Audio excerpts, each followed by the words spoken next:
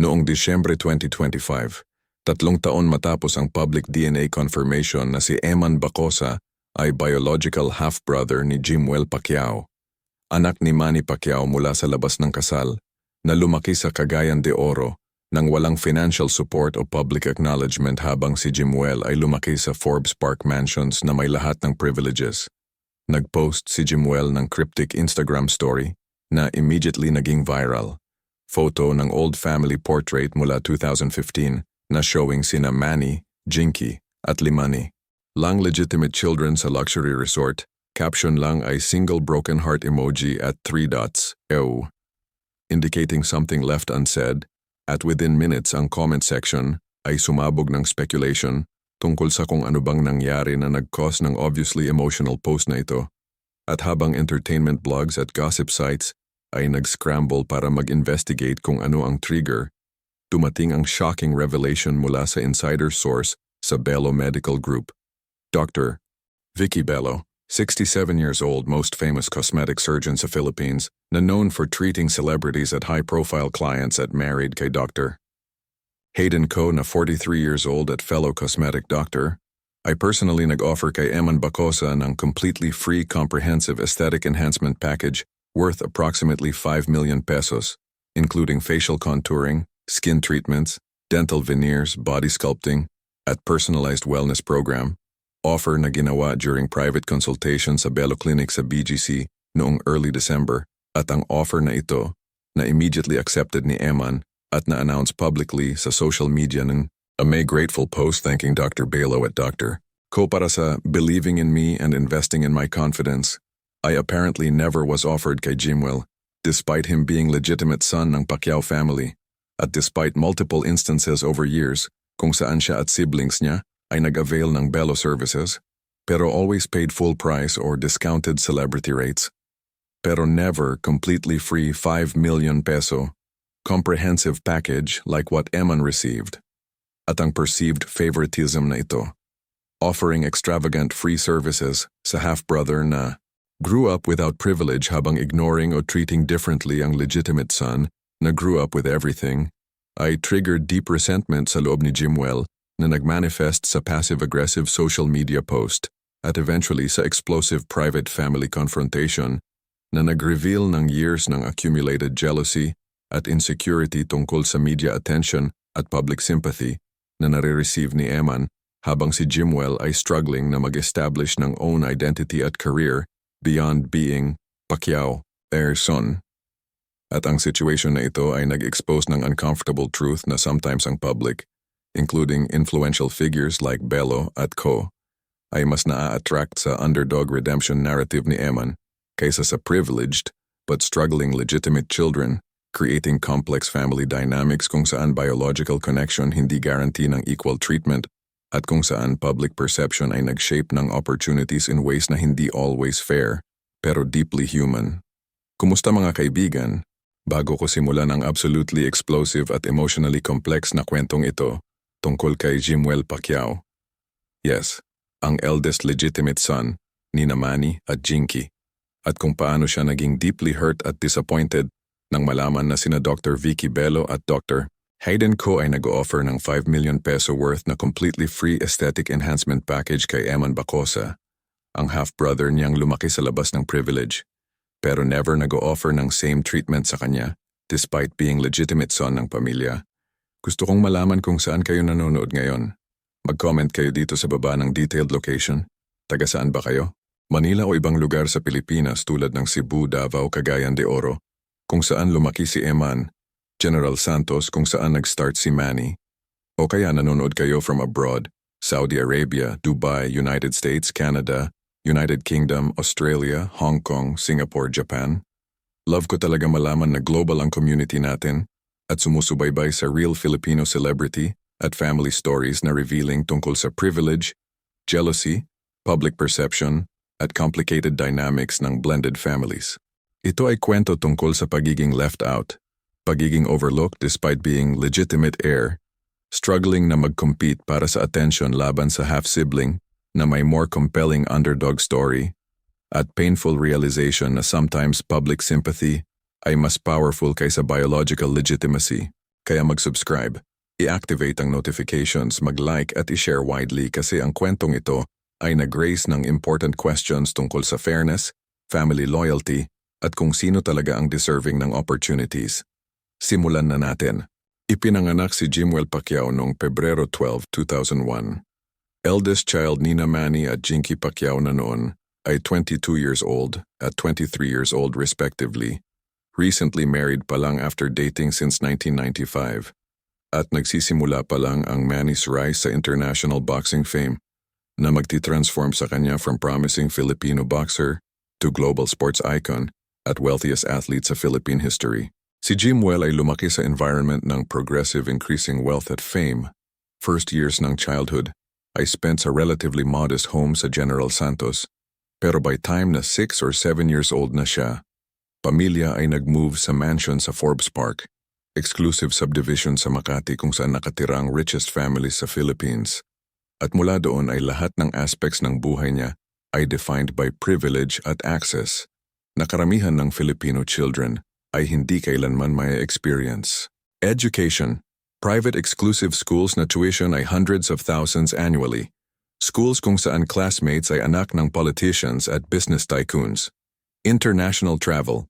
Regular trips sa US para manood ng fathers fights, vacations sa Europe at Asia, sa 5-star hotels, shopping sa designer boutiques.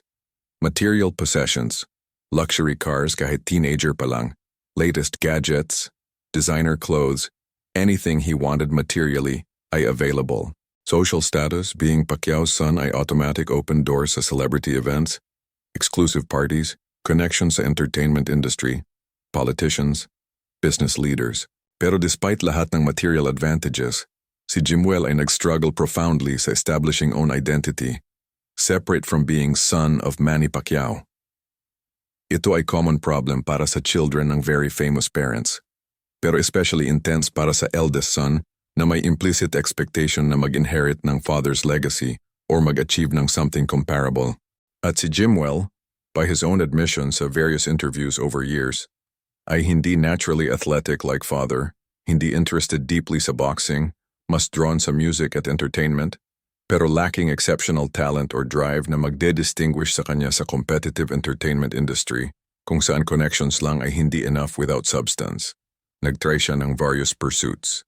Music, nag-release ng several songs, attempted rap career, pero reception ay lukewarm at criticism ay harsh na essentially benefiting from name not talent. Acting, appeared sa few projects pero reviews ay pointed out na hindi siya natural performer. Social media influencer, built following based primarily on family connection, pero content ay generic lifestyle posts na walang distinctive voice. Business ventures, involved sa few, pero mostly financed by family money, not his own earnings or business acumen. And through all this, public perception ni JIMUEL ay remained stuck as privileged son, trying various things without much success. At media coverage ang, while not overtly cruel, ay had undertone ng skepticism, ng questioning kung deserve ba niya ang opportunities he gets, o kaya pure nepotism lang based on famous surname. Ang comments sa social media posts niya ay often included variations ng, sayang privileged ka pero wala kang achievement. If hindi ka Pacquiao's son, sino ka ba? Bakit di ka magboxing like father mo? Criticisms, na while sometimes unfair, ay clearly affected him based on occasional defensive responses at long periods ng social media silence. By 2023, age 22, si JIMUEL ay still searching para sa own path, still trying na mag-carve ng identity beyond surname, still feeling pressure ng living sa shadow ng legendary father at increasingly famous younger siblings. Si Princess ay successful sa social media, si Queenie ay gaining following. Younger siblings ay too young pa, pero already getting attention. At dito pumasok sa picture si EMAN BACOSA. Noong August 2023 nang mag-leak ang DNA test results confirming na si EMAN ay biological son ni Manny from relationship during early period ng career, bago official marriage kay Jinky, initial reaction ni JIMUEL, according sa sources close sa family, at based sa observable social media behavior, ay complex mixture. Public statements niya ay carefully neutral. Private family matter, we're processing this. Pero privately, Emotions ay much more turbulent.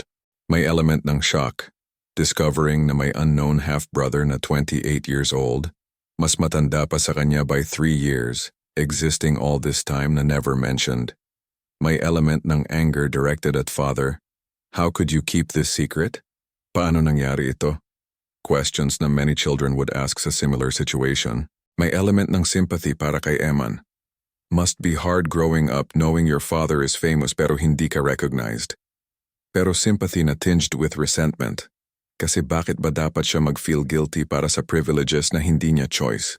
Privileges na result lang ng being born sa right circumstances pero most significantly, may immediate instinctive sense ng threat, ng competition. Kasi sandali lang after public revelation, media narrative immediately embraced Eman as compelling underdog figure. Rejected son na nagbuild ng decent life through own effort, dignified despite rejection, hindi humihingi ng pera, just wants relationship. Contrast ito dramatically sa public perception ni JIMUEL as privileged son struggling despite advantages. At media loves underdog story. Ito ay fundamental truth ng public storytelling. At Eman had perfect underdog arc. Through late 2023 at 2024, habang si Eman ay slowly integrated sa Pacquiao family, first meetings, public appearances, gradual acceptance, si JIMUEL ay maintained polite but distant relationship. Hindi hostile, pero hindi warm either. Attended family gatherings kung necessary, post para sa photos pero minimal interaction. At publicly, nagstay siya silent about whole situation except for occasional generic statement about family is complicated, pero we love each other.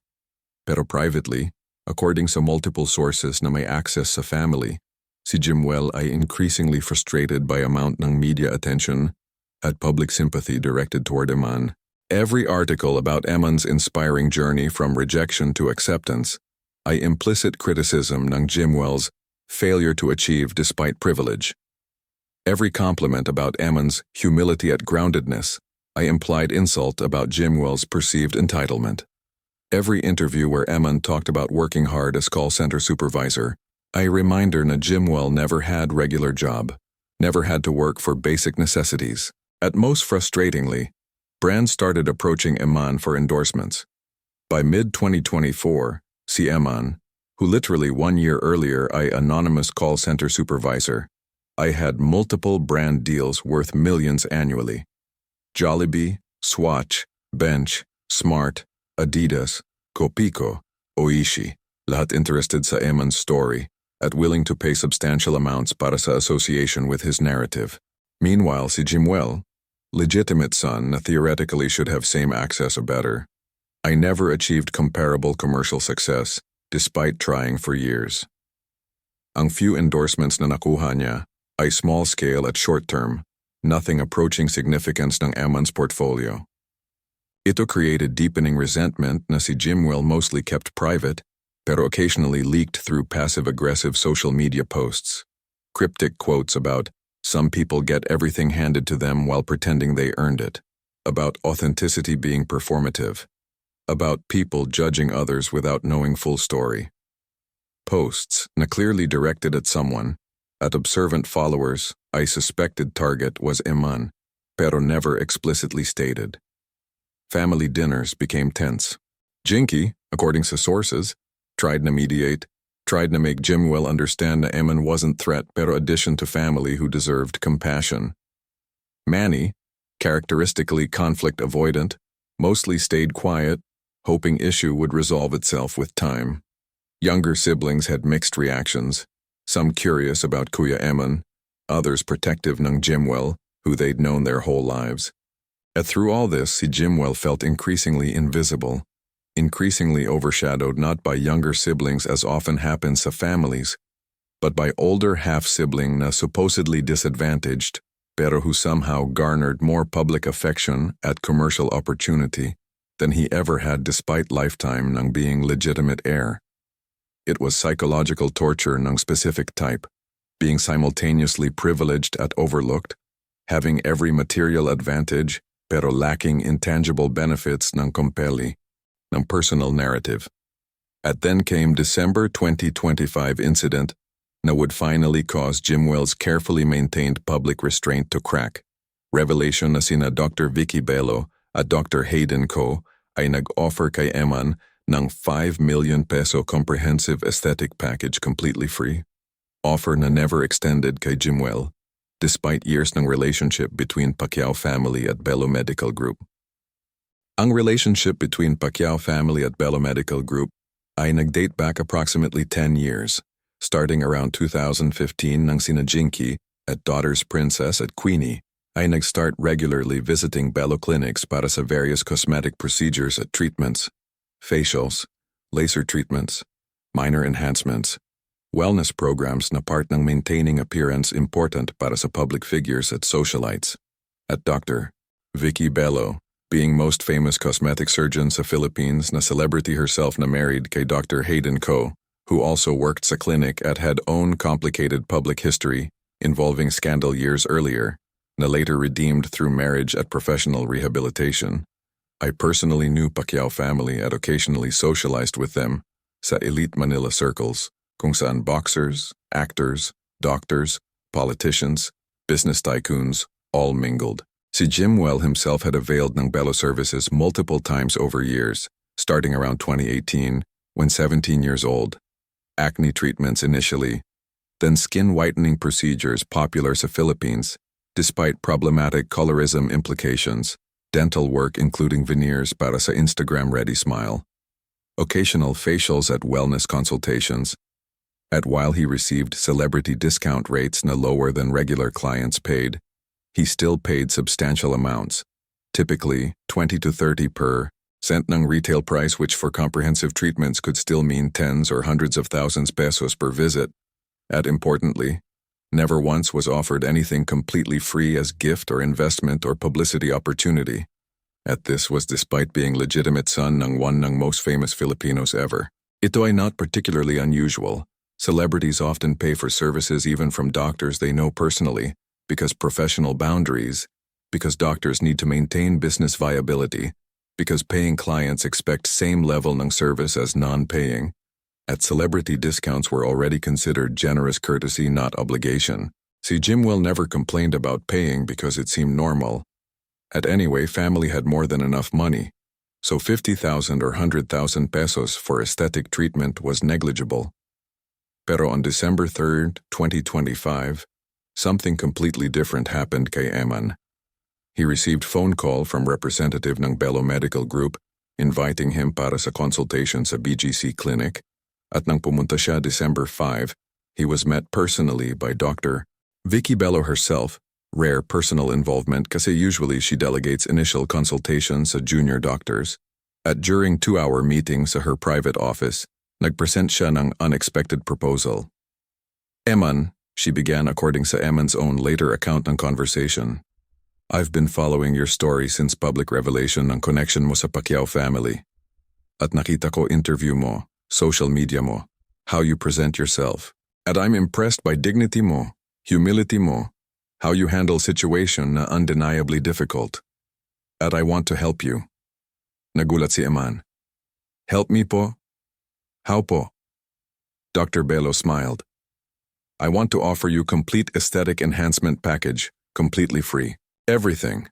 Facial contouring para ma-define features mo better, skin treatments including laser for texture at tone, dental veneers para sa smile na confidence boosting, body sculpting if you're interested, personalized wellness program including nutrition and fitness coaching, everything coordinated para achieve your best possible appearance. Total value is approximately 5 million pesos. My gift to you.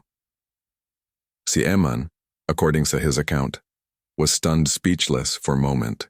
5 million pesos worth ng treatments free? Dr. Belo, I don't know what to say. That's incredibly generous, pero why po? I haven't done anything para deserve ito. Actually, you have, she responded. You've shown character na rare. You could have been bitter about growing up without father's acknowledgement. You could have demanded money, made scene, sought revenge. But you didn't. You built decent life independently, maintained dignity when story went public, handled integration sa family with grace. That's inspiring. At I believe sa investing in people who deserve opportunities, not because ng connections, pero because ng character. Consider this investment sa your future. You're building career as brand ambassador, public figure. Appearance matters sa that world not because superficial, pero because confidence matters. This will help you. May brief hesitation si Eman. Taking such extravagant gift might seem opportunistic or might create perception that he's using connections, exactly what critics already accused him of. Pero Dr. Belo anticipated objection. I know you might worry about perception, she said. Pero let me be clear. This is my decision, my offer, hindi ikaw nag-ask. And we'll be transparent about it. I'll announce publicly that I'm sponsoring your aesthetic transformation as ambassador ng Belo brand. It's mutually beneficial. You get treatments, we get association with your inspiring story. This is how celebrity endorsements work. Nothing to be ashamed of. After discussing with Mother Rowena later that evening and considering carefully, si Eman accepted offer December 7th. At on December 9, nagpost both Eman at Belo Medical Group social media accounts ng announcement. Proud to announce partnership with EMAN BACOSA as newest Belo brand ambassador. Eman's inspiring journey from overcoming adversity to building successful career embodies values we celebrate. We're providing comprehensive aesthetic enhancement package to support his continued success. Watch this space for transformation journey. Belo brand ambassador, or inspiring stories. Post immediately went viral. Within hours, hundreds of thousands likes, thousands comments mostly positive celebrating Eman's deserved recognition at praising Dr. Belo for supporting inspiring individual. Media outlets picked up story. EMAN BACOSA gets 5 million pesos free treatment from Belo. Dr. Vicky Belo sponsors Manny Pacquiao's son. Articles framing it as heartwarming example ng successful person helping underdog. Si JIMUEL saw announcement December 9 while scrolling Instagram around evening. Initially just confused. Why was Belo posting about Eman? Then read full caption. 5 million pesos worth free treatment. Brand ambassadorship. Inspiring journey. Overcoming adversity. Emotion hit him like physical blow. Pure rage mixed with hurt, mixed with disbelief. He'd been going to Belo clinics for years, paid hundreds of thousands cumulative, never once offered free treatment or ambassadorship. Never once publicly praised for inspiring journey. Pero Eman, who'd known family barely 2 years, who'd done nothing except exist at claimed DNA connection, gets 5 million free. Immediately texted mother. Mom, did you see Belo post about Eman? They gave him 5M free treatments, 5 million, as brand ambassador. I've been their client for years and never got anything close to this. Why him, not me? Jinky's response came 15 minutes later. Anak saw it too. Surprised din ako. I'll talk to Vicky to understand. Don't post anything publicly, please. Let's handle privately. Pero JIMUEL was too emotional for restraint. That same evening, posted Instagram story. Old family photo from 2015 with just broken heart emoji and 3 dots. Deliberately vague pero emotional intent obvious to anyone who knew context. Within hour, comments on his recent posts filled with speculation. Is this about Eman and Belo? Feeling left out ba? Understandable if you're hurt. Belo should treat all Pacquiao children equally. This is messy. Entertainment gossip sites immediately picked up on post. JIMUEL posts cryptic broken heart. Reaction to Eman's Belo deal? Trouble in Pacquiao family after Belo announcement? Articles written with gleeful tone ng gossip confirmed. Kinabukasan December 10th, si Jinky called Dr. Vicky Belo para mag-discuss privately. Conversation, according sa source close to both parties, started politely pero escalated. Vicky, I need to ask about Eman announcement. Jinky began. I was surprised. 5 million pesos free treatment is very generous gift. Yes, we're excited about partnership, Dr. Belo responded warmly. Eman has wonderful story and aligns with our brand values. I understand that, Jinky continued carefully. Pero Vicky, JIMUEL is feeling hurt. He's been your client for years, paid full price or discounted rates. Never got offer like this. As mother, I'm concerned about fairness. Why offer this to Eman pero not sa legitimate children? May brief pause. Then, Dr. Belo's tone shifted slightly, still friendly pero firmer. Jinky, I understand maternal instinct to protect all children. Pero let me be honest. Business decision ito based sa marketing value. Eman has compelling underdog narrative na resonates sa public. His story ng overcoming rejection at building life independently inspires people. That's valuable for brand. It's not about legitimacy or favoritism. It's about which story sells. But that's exactly what hurts JIMUEL, Jinky responded. He feels like public prefers Eman's underdog story over his own worth. Now just because he grew up privileged, he's less valuable, less interesting. That's painful for child to hear. I empathize, Dr. Belo said. Pero Jinky, this is reality ng public relations at branding. Privilege is disadvantage sa age ng social media, where authenticity at relatability matter more than wealth. JIMUEL may have material advantages pero he lacks narrative advantage na Eman has. That's not fair pero it's true. At my business decisions have to be based on what works commercially, not on familial equality. Nag-end ang conversation politely pero without resolution. Si Jinky understood business logic pero remained upset on behalf ng son. At nang i-relay niya kay JIMUEL ang essence ng conversation, particularly Dr. Belo's statement na Eman has narrative advantage, it only deepened JIMUEL's resentment. So basically, JIMUEL said bitterly sa mother, I'm being punished for growing up with advantages that I didn't choose. Eman gets celebrated for surviving rejection that wasn't his fault either. Neither ng amin chose our circumstances pero his circumstances make him marketable at mine make me irrelevant? How is that fair? Walang magandang answer si Jinky, because at some level, JIMUEL was right. Neither siya nor Eman chose circumstances ng birth, pero public perception treated their stories very differently. At that differential treatment translated to tangible opportunities like brand deals worth millions. Sa following days, tension escalated.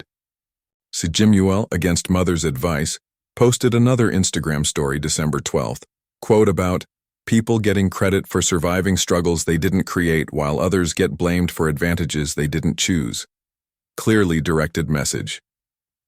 Followers immediately connected dots, comments multiplied. Entertainment media had field day. JIMUEL versus Eman, Pacquiao brothers tension over Belo deal. Family drama as JIMUEL expresses hurt over preferential treatment. Articles analyzing every social media post, every public appearance, creating narrative ng sibling rivalry at jealousy. At through all this, si Eman remained largely quiet publicly, unsure how to respond to half-brother's obvious anger. Uncomfortable being center ng family tension pero also not wanting to give up 5 million peso opportunity that could transform career. Stuck between desire to keep peace at practical need to accept opportunities that come his way. Sa private family meeting arranged by Manny at Jinky, December 15, 2025 sa Forbes Park Mansion, attendance forced para kay JIMUEL kahit ayaw niya, voluntary para kay Eman na actually preferred to avoid confrontation. Finally na-address directly ang elephant sa room na simmering for days desde Belo announcement. At meeting na expected na 1 or 2 hours, ay tumagal ng almost 5 hours. Kasi years ng accumulated resentment at hurt at jealousy ay nag-explode sa open napaka-emotional na confrontat. Ayon revealing depth ng pain both sides pero especially JIMUEL na for first time openly verbalized feelings na kept inside for too long. Nag-start ang meeting awkwardly.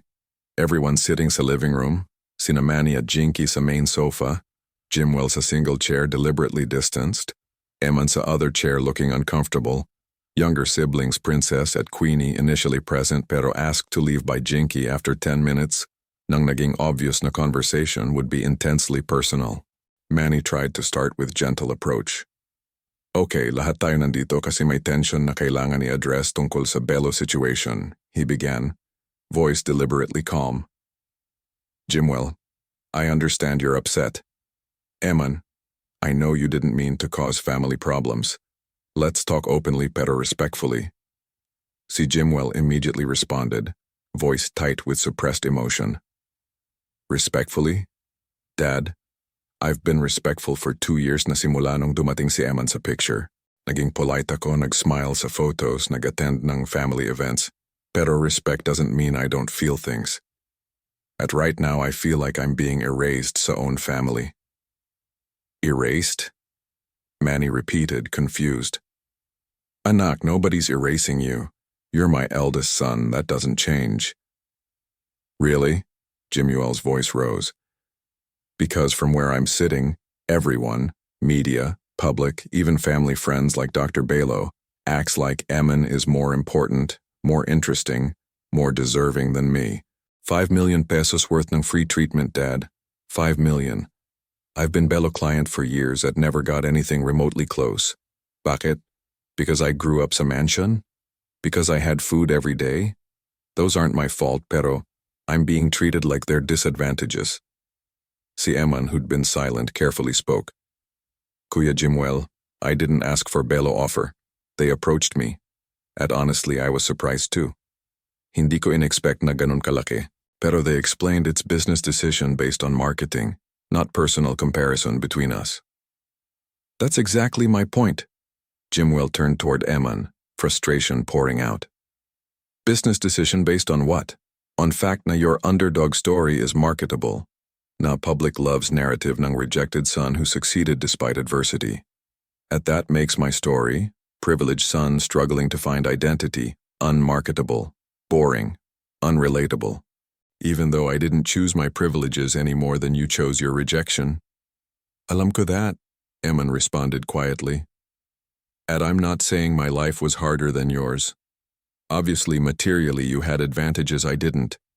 I'm not claiming I suffered more. Pero that doesn't mean my experience wasn't difficult in different way.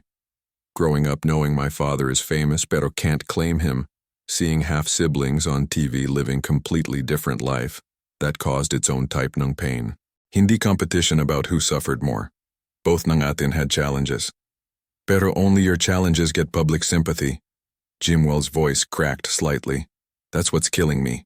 Every article about you is about resilience, dignity, inspiring journey. Articles about me, when they exist at all, are about me struggling despite privilege, failing to live up to father's legacy, wasting opportunities. I'm 24 years old and everywhere I look, message is same. You're compelling, I'm disappointing. You're worthy ng 5 million free treatments, I'm not even worth discount beyond what regular celebrity gets. Jinky intervened, voice emotional. JIMUEL, anak, I know this feels unfair. And as your mother, it breaks my heart. Pero you need to understand, Dr. Belo's decision isn't reflection ng your worth. It's marketing calculation. She thinks Eman's story sells products. That's shallow commercial logic, not judgment about who deserves what. Pero that shallow commercial logic has real consequences, Mom, JIMUEL responded. Eman now has brand deals worth tens of millions annually. Jollibee, Swatch, Adidas, lahat yan. Meanwhile, I've been trying for years to get endorsements. At best I got was small local brands offering 100,000 for one-time post. Difference between us commercially is tens of millions of pesos. At that difference exists because public prefers his narrative over my existence. You're telling me that doesn't hurt? Manny, clearly uncomfortable with confrontation, tried different approach. Anak, I understand you're hurting. And maybe you're right and the situation isn't fair. Pero what do you want us to do? Should I tell Eman to reject Belo offer para you feel better? Would that actually solve problem? JIMUEL paused, considering. No, he finally admitted. No, I don't want Eman to suffer because I'm hurting. That's not solution. Pero I want acknowledgement. I want family to understand what this feels like for me. I want someone to say, yes, this is painful situation where nobody did anything wrong pero someone ends up hurt. Validation lang. I validate your pain, Jinky said softly. I see it. And it's legitimate. You're not being spoiled or ungrateful by feeling this way. You're human experiencing very real hurt about being overshadowed and overlooked, despite being eldest son. That's valid. Thank you, JIMUEL whispered, tears finally forming. At that broke down, Emotion he'd been suppressing for 2 years came pouring out. I just wanted to be seen, Mom. I wanted to matter, not because ng surname, pero because ng me. At everywhere I look, message is I don't matter, unless I have compelling trauma story. Eman's story is compelling. Rejected son finds redemption. My story is boring. Privileged son has everything pero still unhappy. Pero boring doesn't mean not real. I'm real. My pain is real. At being invisible is its own type ng suffering. Si Eman, visibly moved, spoke again. Kuya, I see you. At for what it's worth, I don't think you're boring. I think you're someone struggling with different challenges than mine, pero challenges nonetheless. At if I could share these opportunities para both tayo mabenefit, I would. Pero I don't have control over what brands offer or what public prefers.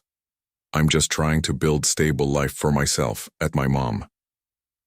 I know, JIMUEL said. At I don't hate you, Eman. I want to be clear about that. I'm not angry at you as person. I'm angry at situation. At system na values certain narratives over others. At fact na I have everything materially pero lack intangible thing. Public affection, marketability, sense na I matter beyond surname. At watching you get in months what I couldn't get in years feels like universe confirming worst fear, na I'm fundamentally less valuable. May long silence. Then Manny spoke, voice unusually emotional. JIMUEL, you're my son. First son. At maybe I failed you by not preparing you for life's a public eye. Maybe I gave you material things pero didn't teach you enough about resilience, about building identity independent ng circumstances. I'm sorry for that. At Eman, I failed you differently by not being present sa childhood, by letting you grow up thinking you weren't wanted. I failed both ng inyong differently, pero both failures hurt you, and that's on me. This unexpected admission ng fatherly failure created shifts sa room's energy. For a moment, wasn't about JIMUEL versus Eman, pero about two sons, one privileged, one rejected, both wounded in different ways by same father's choices. Si JIMUEL wiped tears. I don't blame you entirely, Dad. You did what you thought right given complicated circumstances. Pero yeah, growing up as your son without guidance about how to handle pressure ng that, without being taught how to fail and succeed on own terms, that made this harder. At I, Eman added, would have benefited from having father present. Material support wasn't even main thing I needed. Guidance, validation, sense ng belonging, yan ang missing. At now receiving it decades late, while grateful, doesn't erase damage ng those missing years. May another silence. Then Jinky proposed something. What if we reframe this? Instead ng seeing this as competition between brothers, what if family collectively works on supporting both differently based on what each needs? JIMUEL, you need affirmation independent ng comparison kay Eman. Maybe we actively promote your music or projects without mentioning Eman. Eman, you clearly need continued family integration para mahil wounds ng rejection. Maybe we ensure you're included sa all family events moving forward. Different needs, different support. That could work, Manny agreed. At maybe I personally talk kay Dr. Belo, not to ask her to revoke Eman's offer pero to explain family dynamics at request na future opportunities. Consider both ng inyo fairly. She's friend, she'll understand. Si JIMUEL considered this. It's not perfect solution. Doesn't change fact na public will always prefer Eman's narrative. Pero at least within family, maybe we could try to balance things. At honestly, having family acknowledge my pain instead ng dismissing it as jealousy, that actually helps. First time I feel heard. Meeting ended several hours later with emotions raw pero at least openly discussed instead ng festering privately. Hindi solved all problems, hindi erased years ng accumulated resentment, pero was first step toward acknowledging complexity ng situation where both brothers had legitimate grievances, where advantages sa one area didn't compensate for deficits sa another, where family dynamics were messy at painful pero still salvageable with effort at honesty. Sa linggo pagkatapos ng December 15 family confrontation, na nag-address ng Belo situation at underlying tensions between JIMUEL at Eman, Both brothers made conscious efforts toward cautious detente, kahit deep issues remained unresolved. Efforts na visible sa subtle changes sa social media behavior. Si JIMUEL deleted cryptic broken heart Instagram story, replaced it with more positive posts about upcoming music project. Si EMAN avoided posting anything about bello treatments or brand deals orarily para hindi mag-trigger further resentment. At sa private family interactions according sa sources close to Pacquiao family, atmosphere improved slightly from explosive confrontation tension toward uncomfortable pero functional coexistence. Pero real test came December 23 during public event na revealed whether healing was genuine or merely performative for cameras. Event was annual Christmas charity basketball game organized by Manny Pacquiao Foundation at Araneta Coliseum.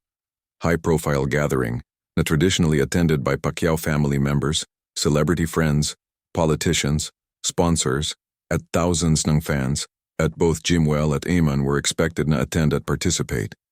Creating first major public appearance together since Bello controversy erupted, at media anticipation was intense.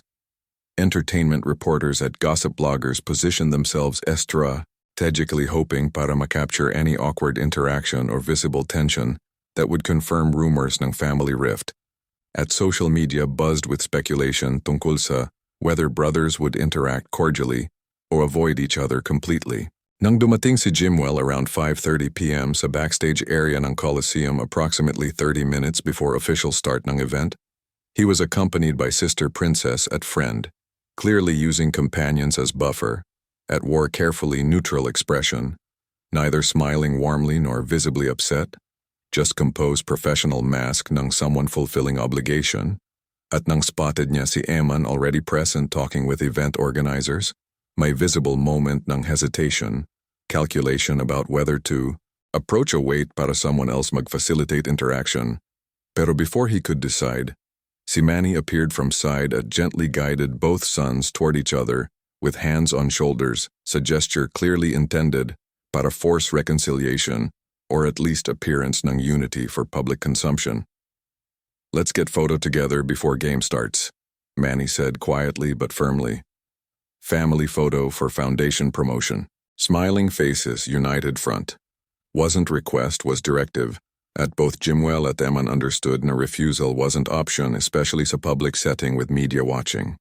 They positioned for photographer. Manny sa center, JIMUEL sa right side, EMAN sa left. Careful spatial arrangement na put father between them, literally and figuratively. At for camera they smiled. Arms around each other's shoulders sa universal gesture ng brotherhood. Creating image na would later be posted on all Pacquiao family social media accounts with caption about family united and giving back. Image na looked warm and genuine to casual observers, pero those close enough sa see faces clearly, I might have noticed smiles didn't quite reach eyes. Tension visible sa jaw muscles, particularly ni JIMUEL.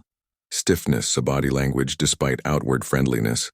Pagkatapos ng official photos, during actual basketball game where both played on same celebrity team against team ng politicians at businessmen sa charity fundraiser format, interaction became slightly more natural out ng necessity. Basketball requires coordination, passing ball, celebrating teammates' scores, dynamics na temporarily override personal tensions in service ng shared goal, there were moments during game na looked genuinely positive. Si EMAN passed ball kay JIMUEL for open shot. JIMUEL made, prompting EMAN to actually smile and congratulate him sincerely. Si JIMUEL returned favor later by assisting EMAN's layup at giving him genuine fist bump. Moments na caught on video and shared widely on social media, with commentary celebrating brothers bonding through basketball at healing power ng sports. Pero backstage after game during private moment away from cameras when they happened, sa find themselves briefly alone sa hallway getting water, interaction was different. Silence stretched uncomfortably for several seconds before EMAN spoke first. "Kuya, thanks for not making this harder than it needed to be today. I know you didn't want to be here with me." JIMUEL considered various responses. Could be honest about continued resentment, could be falsely warm, could be dismissive, pero chose middle ground ng cautious honesty. "I did it for Dad at family, not because tension is resolved, pero I'm trying. That's something. I appreciate that, Eman responded. For what it's worth, I talked with Dr. Belo earlier this week. She said she had conversation with your mom that understands family dynamics better now. She mentioned possibly involving use a future Belo campaign, maybe joint brothers project. Don't know if serious or just trying na ease tension, pero thought you should know. Si JIMUEL felt complicated reaction. Slight relief na at least gesture was being made toward inclusion, pero also cynical thought na offer only came after family complained, hindi dahil sa genuine recognition ng his worth. That's something, I guess. We'll see kung materialized or just empty talk. Yeah, Eman agreed. Honestly, kuya, I understand why you're hurt. If situations were reversed, if I grew up privileged then you showed up got all public sympathy at opportunities, I'd probably be resentful too. It's not fair na circumstances ng birth determine so much. Neither ng atin chose our situation pero we're both dealing with consequences. This acknowledgement, simple pero sincere, created slight thaw. Thanks for saying that. Most people just tell me I should be grateful for privileges and not complain. But privilege doesn't prevent pain, just changes type ng pain. Exactly, Eman said. Different struggles doesn't mean one isn't real. Anyway, I should get back. Family waiting.